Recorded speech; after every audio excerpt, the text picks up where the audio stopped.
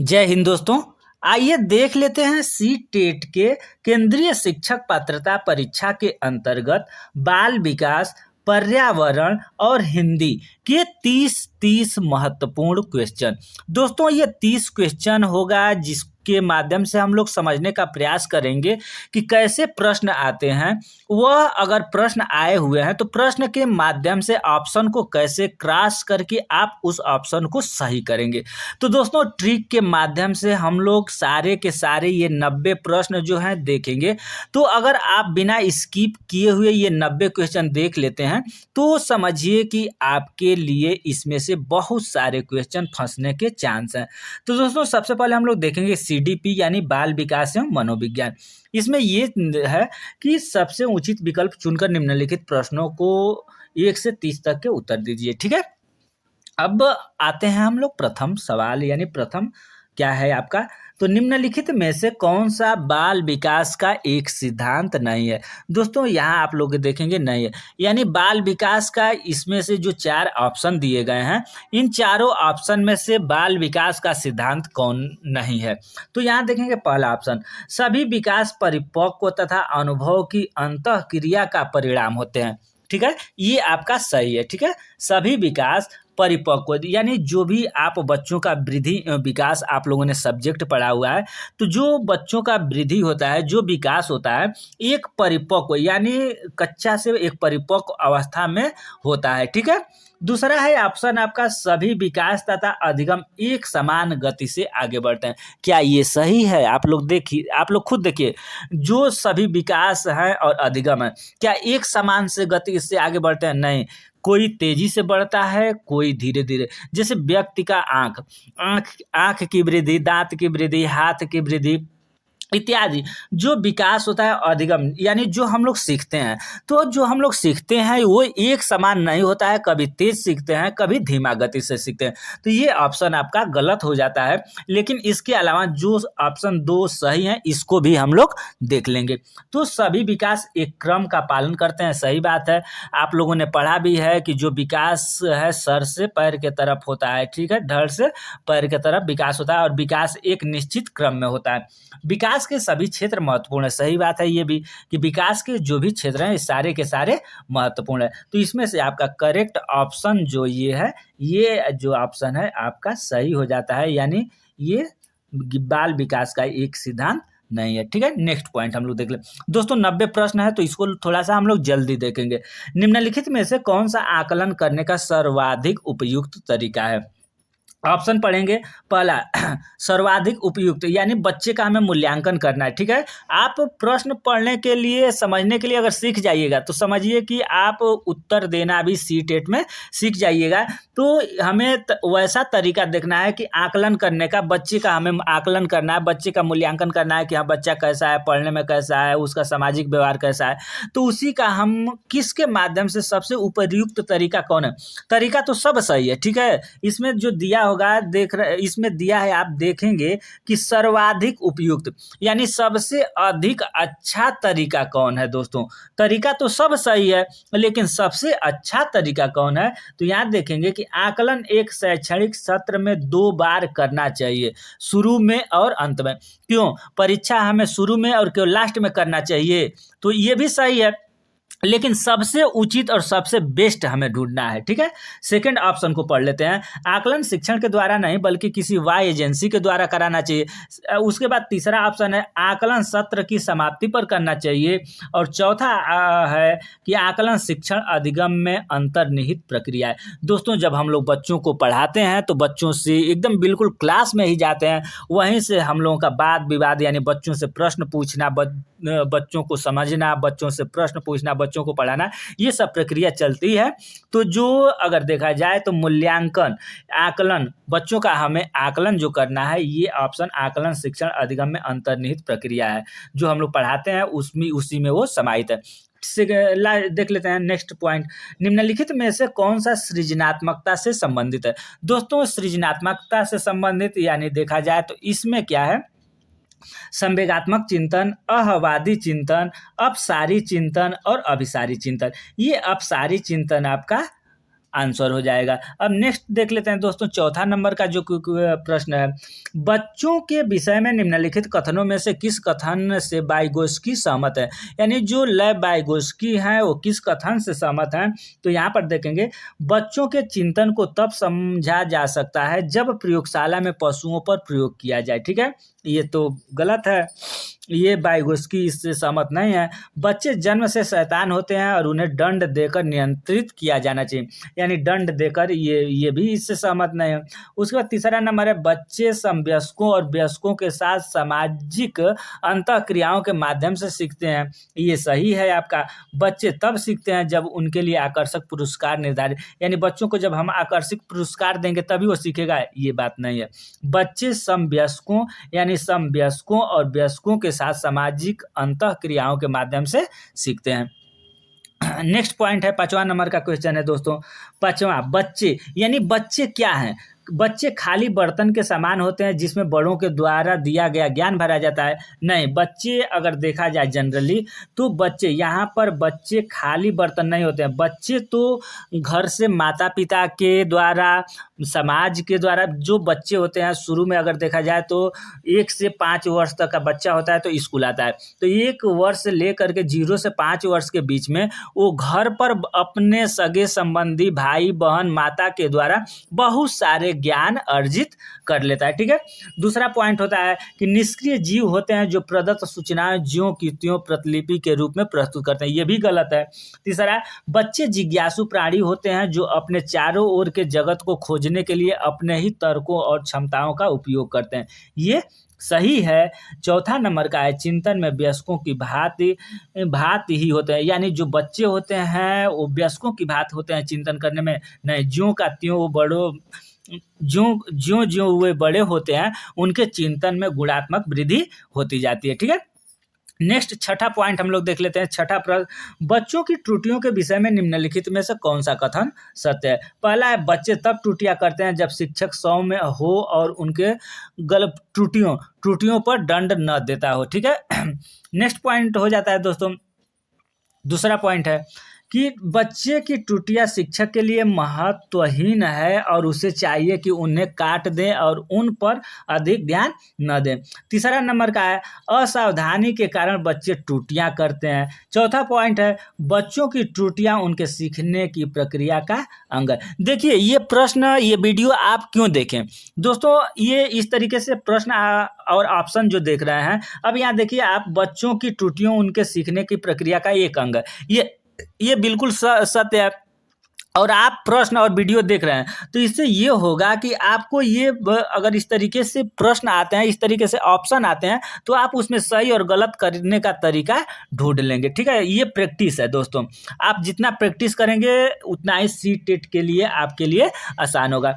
यहाँ 7वां प्रश्न देखेंगे, अध्यापक को यह सुनिश्चित करना चाहिए कि उसकी कक्षा के सभी शिक्षार्थी अपने आप को स्वीकृत और सम्मानित समझे। इसके लिए शिक्षक को चाहिए कि, ठीक है, यानी प्रश्न पहले समझिए क्या कहला है। अध्यापक को यह सुनिश्चित करना चाहिए कि उसकी कक्षा के सभी शिक्षार्थी अपने आप को स्वीकृति सम्मानित समझे। इसके लिए शिक्षक को चाहिए कि उन शिक्षार्थियों का पता लगाएं जो अच्छी अंग्रेजी बोल सकते हैं। उसी बच्चे को केवल हमें पता लगाना है कि जो अच्छी अंग्रेजी बोल सकते हैं, इसको ऑप्शन को आप काट दीजिए।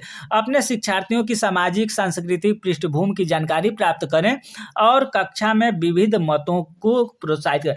यानी जो शिक्षार्थी हैं उनका सामाजिक, सांस्कृतिक और माता से संबंधित यानी पृष्ठभूमि, उसकी जन्मभूमि इत्यादि के बारे में जानकारी ले करके उसको कक्षा में विविध मतों से प्रोत्साहित करें। तो ये ऑप्शन तो देखने में हमें बिल्कुल सही दिख रहा है, लेकिन और ऑप्शन को हम लोग देखें। कड़े नियम बनाए, क्यों कड़े नियम बनाएंगे, यहीं काट दीजिए। वंचित पृष्ठभूमि से आने वाले बच्चों का तिरस्कार है, इसलिए यहाँ काट दीजिए। तिरस्कार शब्द आ गया, निगेटिव है, इसको काट दीजिए। कड़े नियम बनाना चाहिए, इससे इसको काट दीजिए। यहाँ पर देखिए, अच्छी अंग्रेजी बोल सकता है, यानी ये तुलना कर रहा है। अगर बच्चों में तुलना भी नहीं करना है कि आपसे वो अच्छा है, इस तरीके से अगर तुलना भी संबंधित आ जाता है उसको भी काट दीजिए। तो यहाँ ये ऑप्शन आपका करेक्ट एंड सही होता है। अब नेक्स्ट 18 नंबर का क्वेश्चन हम लोग, सुरेश सामान्य रूप से एक शांत कमरे में अकेले पढ़ना चाहता है, जबकि मदन एक समूह में अपने मित्रों के साथ पढ़ना चाहता है। यह उनके में विविधता है। जैसे मान लीजिए कि कोई बच्चा है अकेले पढ़ना चाहता है, कोई बच्चा है जो ग्रुप में पढ़ना चाहता है, तो ये दोनों में क्या अंतर है? तो ये दोनों में अधिगम शैली की अंतर है, परावर्तकता स्तर, अभिक्षमता और मूल्य। यानी बच्चों में अभिक्षमता, ये भी कुछ सही है कि मानो बच्चे हो सकता है कि वो अकेले पढ़ता है तो उसको याद होता है, और ग्रुप में पढ़ता है तो उसको याद होता है। तो बच्चों की अंदर की अपनी अभिक्षमता होती है, उसके अनुसार वो लोग सीखते हैं, लेकिन उससे बेहतर उन लोगों की ये अधिगम शैली है, सीखने की शैली है कि हम ग्रुप में डिस्कशन करके पढ़ते हैं तो हमें जल्दी याद होता है। और वो जो सेकेंड लड़का है वो क्या करता है कि वो अकेले पढ़ता है, तब उसको याद होता है। नेक्स्ट पॉइंट देख लेंगे दोस्तों, भारत में भाषिक विविधता बहुत है। इस संदर्भ में विशेषकर कक्षा 1 और 2 के प्राथमिक स्तर पर बहुभाषिक कक्षाओं के विषय में सर्वथा उपयुक्त कथन है। यानी जो कक्षा 1 और 2 में बच्चे हैं, प्राइमरी में जो 1 से 2 में पढ़ रहे हैं बच्चों, उनके लिए बहुभाषिक कक्षा, यानी एक कक्षा में बहुत सारे भाषा बोले जाते हैं, उसमें सर्वथा उपयुक्त है।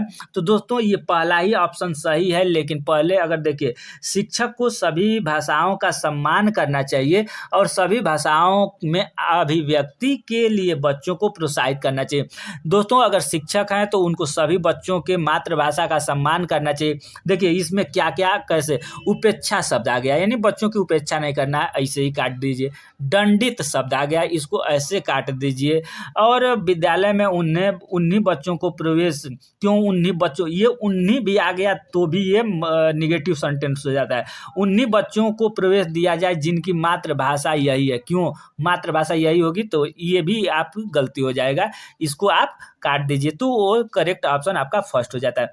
नेक्स्ट पॉइंट हम लोग देख लेंगे दोस्तों, प्रकृति पोषण विवाद में प्रकृति से क्या अभिप्राय है। यानी प्रकृति पोषण, जो आपका मान लीजिए कि टॉपिक कोई है प्रकृति पोषण, तो विवाद, उसमें प्रकृति से आपका क्या अभिप्राय है। तो एक व्यक्ति की मूल वृत्ति है, भौतिक और संसार की जटिल शक्तियाँ, हमारे आसपास का वातावरण और जैविक विशिष्टताएं और वंशानुक्रम सूचनाएं। तो दोस्तों ये ऑप्शन आपका करेक्ट हो जाता है। नेक्स्ट 11 नंबर जो क्वेश्चन है इसको हम लोग देख लेते हैं दोस्तों, जनसंचार माध्यम समाजीकरण का एक महत्वपूर्ण माध्यम बनता जा रहा है। ये तो सही बात है, क्योंकि इस समय जनसंचार माध्यम से ही आपको हम पढ़ा रहे हैं, ठीक है। नीचे दिए गए कथनों में से कौन सा सबसे उपयुक्त, यानी जब दे देगा कि सबसे उपयुक्त, तो ये समझिए कि ये चारों ऑप्शन सही हैं, ठीक है। आपको देखना है कि ये चारों ऑप्शन सही हैं, लेकिन इसमें से सबसे अच्छा कौन सा विकल्प है दोस्तों।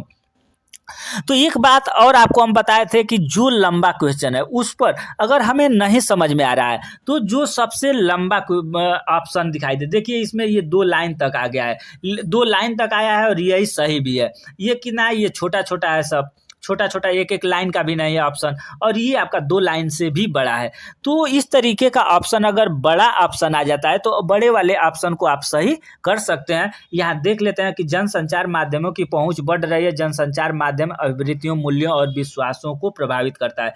बच्चे संचार माध्यम के साथ प्रत्यक्ष रूप से अंतःक्रिया नहीं कर पाते हैं। ये क्यों नहीं कर पाते हैं? कर पाते हैं। संचार माध्यम पदार्थों के विज्ञापन और विक्रय के लिए एक अच्छा माध्यम है। समाजीकरण केवल शब्द भी निगेटिव है, ठीक है, केवल शब्द भी निगेटिव है, यानी इसको भी आप क्रॉस कर सकते हैं। लेकिन यही क्रॉस केवल करने का मतलब, यहाँ अगर प्रश्न में नहीं शब्द दिया रहेगा उसको आप लोग ध्यान दीजिएगा। ये नहीं कि केवल देख करके उसके बाद मार दीजिए कि नहीं ये तो गलत है, नहीं देख करके मार दीजिए गलत है, सक्रिय निष्क्रिय देख कर मार दीजिएगा। हो सकता है कि प्रश्न में पूछ दे कि क्या नहीं है, ठीक है, तो ये आप लोग ध्यान दीजिएगा। नेक्स्ट क्वेश्चन 12 नंबर का क्वेश्चन हम लोग देख लेते हैं, बच्चे किस प्रकार से सीखते हैं। यानी बच्चे किस प्रकार से सीखते हैं, नीचे दिए गए कथनों में से कौन सा इस प्रश्न के विषय में सही नहीं है। देखिए यहाँ आ गया कि नहीं है, बच्चे किस प्रकार से सीखते हैं? हो सकता है कि घर में सीखते हैं, माता पिता के द्वारा सीखते हैं, स्कूल में सीखते हैं, मोबाइल से सीखते हैं, ठीक है, इत्यादि। लेकिन हमें क्या देखना है कि किससे नहीं सीखते हैं। तो पहला ऑप्शन आप लोग देख लिए, बच्चे अनेकों प्रकार से सीखते हैं। सही बात है कि बच्चे अनेक प्रकार से सीखते हैं। बच्चे सीखते हैं क्योंकि वे स्वाभाविक रूप से प्रेरित होते हैं, ये भी सही है।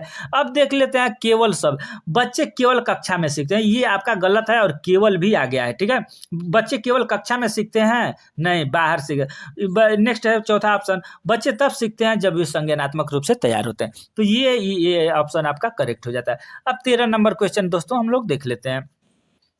प्राथमिक विद्यालय शिक्षक को अपने शिक्षार्थी को अभिप्रेरित करने के लिए निम्नलिखित में से किस रणनीति को अपनाना चाहिए? तो दोस्तों अगर देखा जाए तो प्राथमिक विद्यालय में शिक्षक को अपने शिक्षार्थियों, यानी जो शिक्षक है उसको अपने बच्चों को अभिप्रेरित करने के लिए कि बच्चों तुम लोग कर सकते हो, तुम लोग सीटेट पास कर सकते हो, उनको अभिप्रेरित करना है। उनको अभिप्रेरित करने के लिए निम्नलिखित में से किस रणनीति को अपनाना चाहिए? तो दोस्तों सबसे पहले हम लोग नीचे से ऑप्शन देख लेते हैं। प्रत्येक गतिविधियों के प्रेरक के रूप में प्रोत्साहन, पुरस्कार व दंड का उपयोग करना चाहिए। दंड, पुरस्कार एवं दंड आ गया तो ये गलत हो जाता है। प्रत्येक शिक्षार्थी में अंक लाने के लिए स्पर्धा को प्रोत्साहित, अंक लाने के लिए प्रोत्साहित, इससे भी बच्चों में हीन भावना।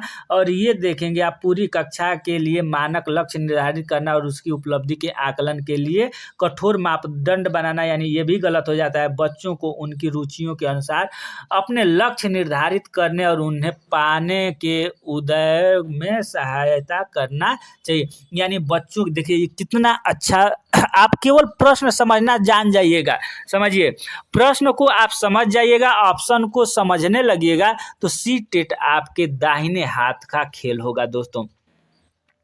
अब देखिए नेक्स्ट क्वेश्चन है, निम्नलिखित में से कौन सा सामाजिकरण का एक प्रमुख कारण है? यानी सामाजिकरण का एक प्रमुख कारण सब कुछ है लेकिन प्रमुख क्या है? तो अनुवांशिकता। अनुवांशिकता सामाजिकरण से अगर देखा जाए तो क्या है, अगर मान लीजिए कोई गार्जियन लंबा है तो उसका लड़का अगर लंबा होता है, कोई मंद बुद्धि है तो उसका गार्जियन बच्चा मंद बुद्धि होता है, तो उससे तो सामाजिकरण का एक प्रमुख कारण नहीं हो सकता।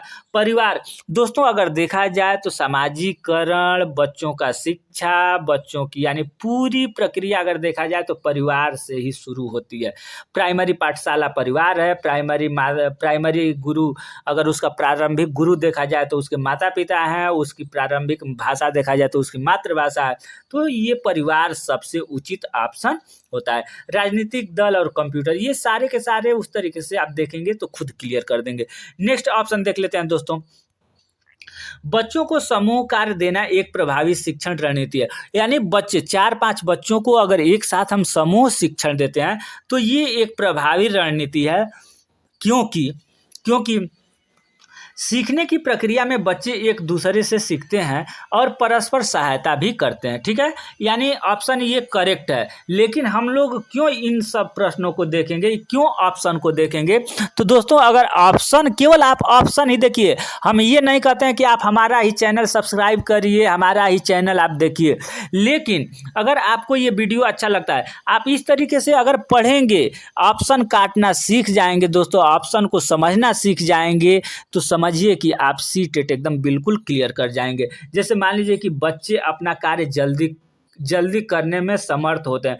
एक साथ ग्रुप में करने का मतलब हमारा ये नहीं होता है कि बच्चे अपना जल्दी काम करके ये कर लें, हट जाएं।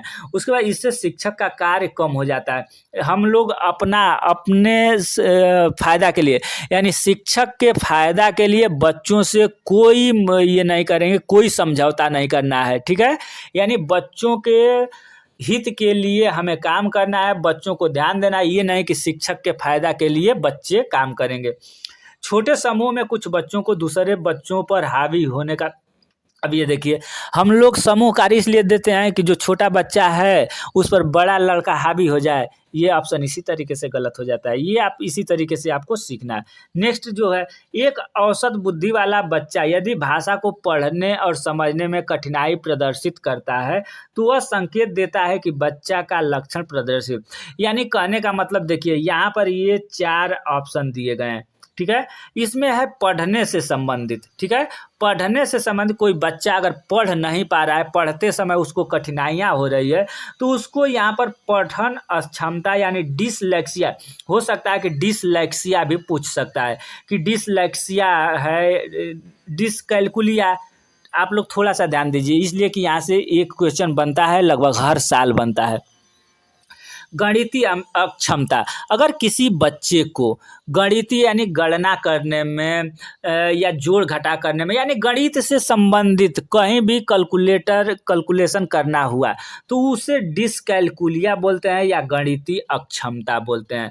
अगर गति सम्यक अक्षमता डिस्प्रैक्सिया अगर देखा जाए, तो दोस्तों डिस्प्रैक्सिया होता है चलने फिरने में जिसको समस्या होती है, उसको गति सम्यक अक्षमता या डिस्प्रैक्सिया बोलते हैं। और पठन अक्षमता दोस्तों, ये जो कि है कोई बच्चा है जो कि भाषा को पढ़ने में समझने में कठिनाई प्रदर्शित करता है, तो उसे पठन अक्षमता यानी डिसलेक्सिया बोलते हैं।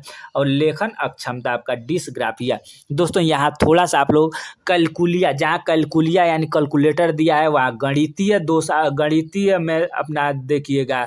और डिसफ्रैक्सिया है यानी डिस गतिमान है, उसके बाद डिसलेक्सिया, डिसलेक्सिया यानी पठन हो जाएगा। और डिसग्राफ, ग्राफ का मतलब हो गया आपका लेखन।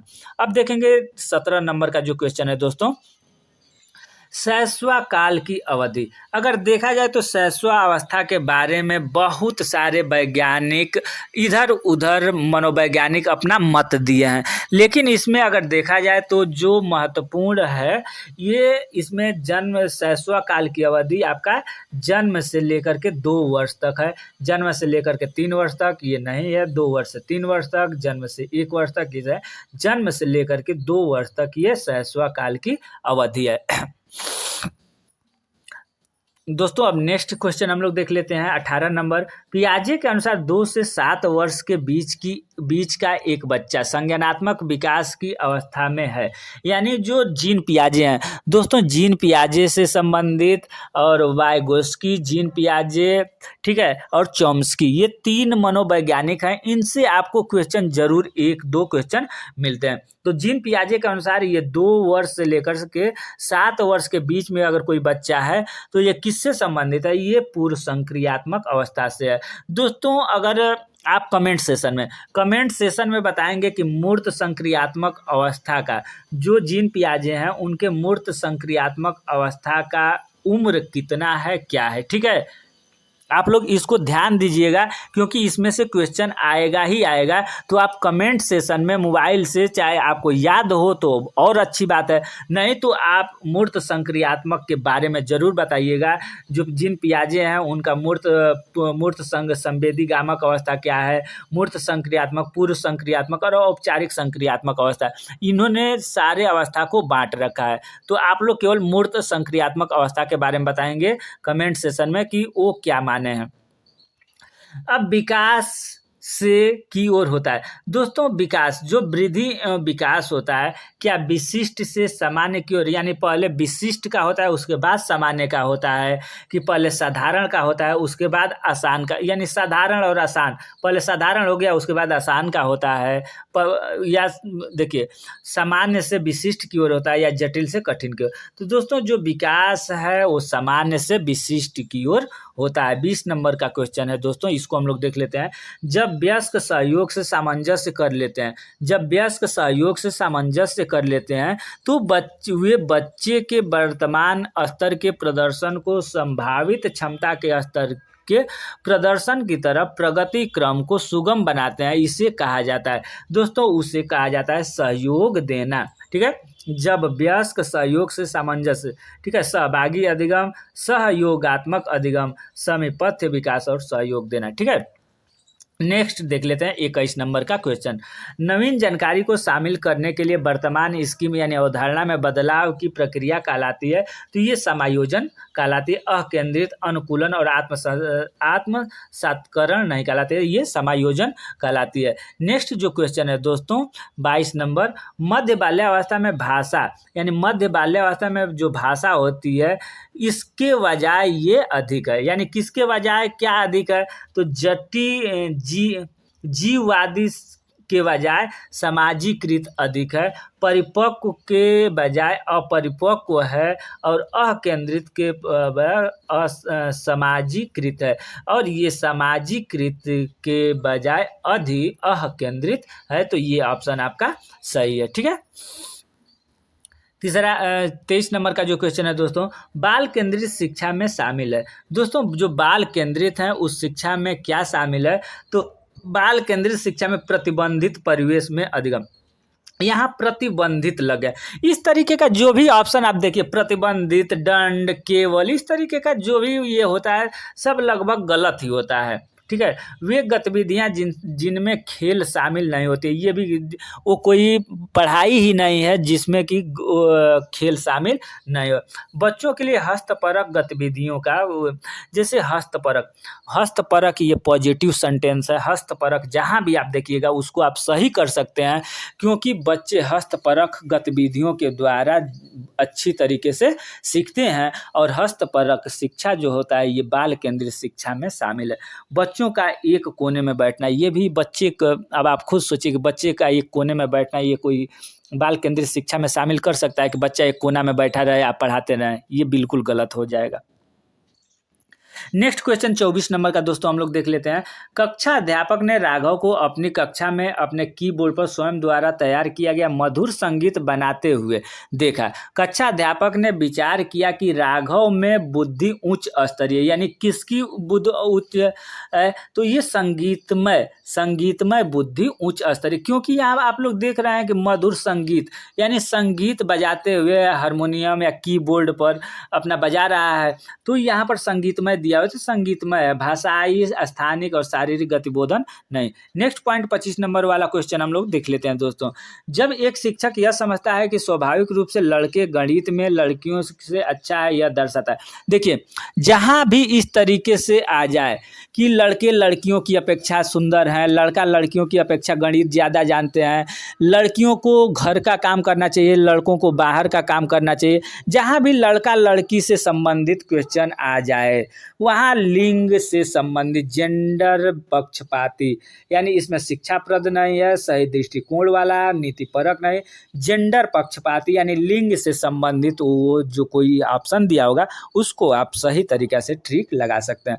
अब देखिए दोस्तों, समावेशी से पूछता है, यानी समावेशी शिक्षा क्या है, तो समावेशी शिक्षा वो शिक्षा है जिसमें सामान्य बच्चों के साथ साथ जो विशेष बच्चे होते हैं, विशेष बच्चे के अंतर्गत जो दिव्यांग बच्चे होते हैं, उनको एक साथ एक छत के नीचे एक टीचर के माध्यम से, एक टीएलएम के माध्यम से पढ़ाया जाता है, वो समावेशी शिक्षा कहलाता है। और समावेशी शिक्षा मानती है, अगर समावेशी शिक्षा देखें तो हमें बच्चों के अनुसार व्यवस्था को बदलना है। ठीक है, यहाँ पर देखिए क्या लिखा हुआ है, समावेशी शिक्षा मानती है कि हमें व्यवस्था को बच्चों के अनुरूप बदलना है। ठीक है, अब मान लीजिए कि समावेशी शिक्षा मानती है कि हमें व्यवस्था को बच्चों के अनुरूप बदलना है, यानी बच्चों को व्यवस्था के अनुरूप नहीं, यानी बच्चे हैं उस बच्चों के अनुसार हमें व्यवस्था देना है। ठीक है, बच्चों के अनुसार। इसके पहले वाले वीडियो में हम बताए थे दोस्तों। इसके आपको यहाँ पर हम एक बात बताना चाहते हैं कि इस वीडियो के पहले हम वीडियो के डिस्क्रिप्शन में नीचे हम लिंक दे रहे हैं, 3 वीडियो आपका एनसीईआरटी के आधार पर, एनसीईआरटी आधारित आपका पर्यावरण कवर किया गया। मात्र 3 वीडियो अगर आप देख लेते हैं तो आपको एनसीईआरटी में 30 नंबर लाने से कोई नहीं रोकेगा, क्योंकि एनसीईआरटी का एक भी टॉपिक उस 3 वीडियो से अछूता नहीं रह गया है। तो इस डिस्क्रिप्शन में हम उन तीनों वीडियो का लिंक दे रहे हैं, वहाँ जा कर के आप पर्यावरण के एनसीईआरटी बुक आधारित वो वीडियो जरूर देख लेंगे। ठीक है, अब देखिए जो समावेशी शिक्षा है, हमें क्या करना है कि बच्चों जो हमें व्यवस्था है, व्यवस्था को बच्चों के अनुसार बदलना है, यानी बच्चों को केंद्र में रख कर के हमें विद्यालय का निर्माण करना है, बच्चों को हमें केंद्र में रख कर के हमें शौचालय का निर्माण करना है, बच्चों को केंद्र में रख कर हमें विद्यालय का निर्माण करना है, बच्चों को बीच में रख कर के हमें टीचर का निर्माण करना है, बच्चों को बीच में रख कर के हमें उनके अनुसार पाठ्यक्रम का निर्माण करना है, बच्चों के अनुसार हमें फील्ड का निर्माण करना है, बच्चों के अनुसार हमें सीढ़ी का निर्माण कर रहे हैं, बच्चों के अनुसार स्कूल कहाँ बनेगा हमें यानी बच्चों के अनुसार ही पूरा काम हमें करना है। अब बच्चों को हमें डांटना, बोलना, तुलना करना इत्यादि ये सारे के सारे निगेटिव पॉइंट हो जाएंगे। ये सारे के सारे ऑप्शन गलत हैं। नेक्स्ट पॉइंट हम लोग देख लेते हैं और 27 नंबर का प्रश्न है दोस्तों। 27 नंबर का, बच्चों में ज्ञान की रचना करने और अर्थ का निर्माण करने की क्षमता होती है। इस परिप्रेक्ष्य में एक शिक्षक की भूमिका होती है, सुगमकर्ता की भूमिका होती है, निर्देशक। दोस्तों निर्देशन हम नहीं देंगे, बच्चों को हम निर्देशन नहीं देंगे, तालमेल बैठाने वाली और संप्रेषण और व्यवस्था। बच्चों में ज्ञान की रचना करने और अर्थ का निर्माण करने की क्षमता होती है। इस परिप्रेक्ष्य में शिक्षक की भूमिका होती है, एक सुगमकर्ता की होनी चाहिए बच्चों के साथ। ठीक है, नेक्स्ट पॉइंट है और 28 नंबर का क्वेश्चन क्या कहता है, इसको हम लोग देख लेते हैं। इनमें कौन सी विशेषता प्रतिभाशाली बच्चों की नहीं है? देखिए, हो सकता है कि आप केवल इसमें से कौन सी विशेषता प्रतिभाशाली बच्चों की, यही पढ़ करके बहुत सारे ऐसे स्टूडेंट हैं जो कि नहीं का ध्यान बिल्कुल नहीं देते हैं। अगर नहीं का ध्यान नहीं दीजिएगा तो हमें ये पूछ रहा है कि इसमें से कौन सी विशेषता प्रतिभाशाली बच्चों की नहीं है। यानी अब ये सारे के सारे ऑप्शन देखिए, ये ऑप्शन प्रतिभाशाली बच्चों की है, ये ऑप्शन प्रतिभाशाली बच्चों की है, ये ऑप्शन प्रतिभाशाली बच्चों की है। हमें क्या बताना है, तो ये कौन सा ऑप्शन प्रतिभाशाली बच्चों की नहीं है? तो ये निम्न औसतीय मानसिक प्रक्रियाएं, जो निम्न औसत मानसिक मंद बच्चे हैं, मानसिक रूप से प्रक्रिया वाले बच्चे हैं, ये प्रतिभाशाली बच्चों की विशेषता नहीं है। वैसे ये सेकंड पॉइंट, अंतर्दृष्टि पूरक समस्याओं का समाधान ये कर लेते हैं प्रतिभाशाली बच्चे। उच्चतर श्रेणी की मानसिक प्रक्रियाएं रखते हैं प्रतिभाशाली बच्चे, और उच्च आत्म क्षमता रखते हैं प्रतिभाशाली बच्चे। ठीक है, 29 नंबर का जो क्वेश्चन है देख लेते हैं दोस्तों। कोहल वर्ग के सिद्धांत के पूर्व परंपरागत स्तर के अनुसार कोई नैतिक निर्णय लेते समय एक व्यक्ति निम्नलिखित में से कौन सा प्रवृत्ति होगा? यानी कोहल वर्ग, देखिए अभी ऊपर हम लोग पढ़े थे जीन पियाजे, कोहल वर्ग और जीन पियाजे कोहल वर्ग। ठीक है, ये सारे के सारे वो लोग आते हैं। अब देख लेते हैं 29 नंबर। तो कोहल वर्ग के सिद्धांत का पूर्व परंपरागत अवस्था क्या है दोस्तों? तो पूर्व परंपरागत अवस्था में अंतर्निहित संभावित दंड देना। तो जो कोहल वर्ग हैं दोस्तों, जीन पियाजे आप जहाँ भी देखिएगा जीन पियाजे, तो जीन पियाजे ने संज्ञानात्मक, बच्चों के संज्ञानात्मक के बारे में बोले हैं। तो जीन पियाजे अगर प्रश्न में पूछा गया है तो वहाँ संज्ञानात्मक से संबंधित जो कोई ऑप्शन होता है तो उसमें आप ट्रिक लगा देंगे। ठीक है, जीन पियाजे। कोहल वर्ग आपका नैतिक सामाजिक से नैतिक दंड, ठीक है, कोहल वर्ग आपका नैतिक दंड से संबंधित रखते हैं, या नैतिक आ जाए या दंड अपना ये रहे। चॉम्स्की महोदय ने आपका समाज के बारे में। तो दोस्तों नेक्स्ट और लास्ट क्वेश्चन आज हम लोग देख लेते हैं। लास्ट क्वेश्चन क्या है आज का? लास्ट क्वेश्चन है, शिक्षार्थी अधिगमकर्ता की व्यक्तिगत विभिन्नताओं के संदर्भ में शिक्षिका को चाहिए। दोस्तों शिक्षिका को क्या चाहिए विद्यार्थियों को अधिगमकर्ता यानी सीखने के क्रम में? तो कलन विधि एल्गोरिथम का अधिकतर प्रयोग करना, याद करने के लिए शिक्षार्थियों को तथ्य उपलब्ध करना, और तीसरा नंबर पर देखेंगे सही है ये ऑप्शन, विविध प्रकार की अधिगम परिस्थितियों को उपलब्ध कराना और निगमनात्मक पद्धति के आधार पर समस्याओं का समाधान करना। तो ये आज हम लोग CDP के 30 प्रश्न कंप्लीट किए। नेक्स्ट वीडियो हम लोग देखेंगे दोस्तों पर्यावरण, जो ये पर्यावरण आप सामने देख रहे हैं, इसके 30 क्वेश्चन को नेक्स्ट वीडियो में हम लोग कवर करेंगे। तो अगर वीडियो पर आप पहली बार हैं तो वीडियो को लाइक करें, शेयर करें, तथा चैनल पर पहली बार विजिट करें चैनल को सब्सक्राइब करके बेल आइकन को दबा लेंगे। धन्यवाद।